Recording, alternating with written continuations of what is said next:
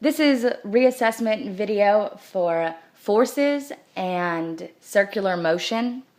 The question I chose says that a 35.0 kilogram child swings on a rope with a length of 6.5 meters that is hanging from a tree. At the bottom of the swing, the child is moving at a speed of 4.20 meters per second. What is the tension in the rope? So first I drew my little picture, and that's it, my little man right there. The child on the tire swing. And then I drew the forces that I see going on. So this is the child, and we have down the gravitational force, mass times the gravity. And then we have up, we have the force of tension. I wrote as F sub T. Force of tension. So in the problem, they give us the mass of the child is 35.0 kilograms. The velocity, which is the speed, is 4.20 meters per second. Radius is our rope length, 6.50 meters. And then we know that our gravity is 9.8 meters per second squared.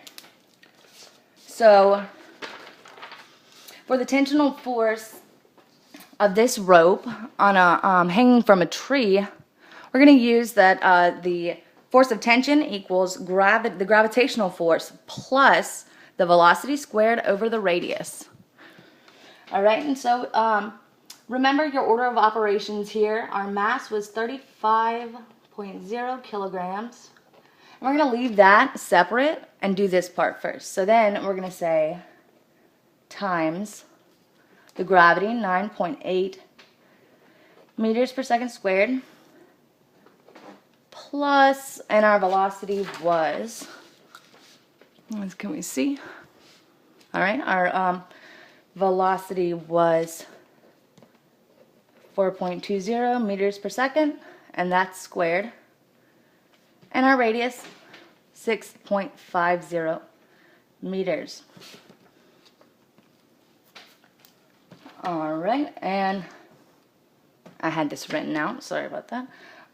So we're going to keep this kilogram separate so that the other units can be multiplied together. So essentially this is what we're doing, like that. Alright, and so if we keep that separate, actually I'm going to skip that step, you can do the algebra. Got a calculator. It's going to be 437.9, so approximately 438 newtons is our tension. And let's consider real quick the weight of the child. The weight of the child is not just his mass, but it's also the gravitational force. And so, whoops, sorry. We want to say weight. 35 kilograms times 9.8 meters per second squared. And we find out that the child's force is 343 newtons. It's almost 100 newtons less than the frictional force. And so if we try to consider why that is, it's that the child has an upward acceleration, and so the net force needs to be upward as well and greater than the weight of the child. So there you go.